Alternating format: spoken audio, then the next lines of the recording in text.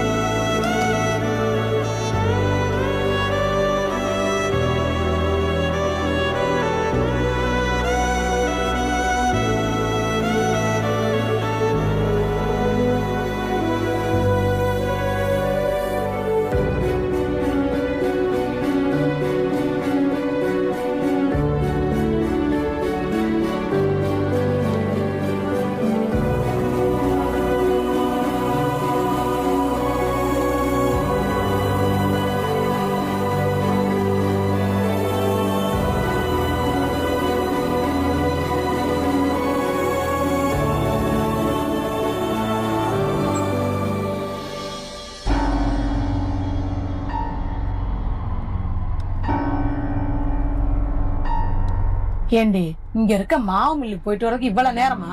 கூட்டமா இருந்தது அத்தை. எல்லாத்துக்கும் ஒரு காரணத்தை வச்சிருப்பியே.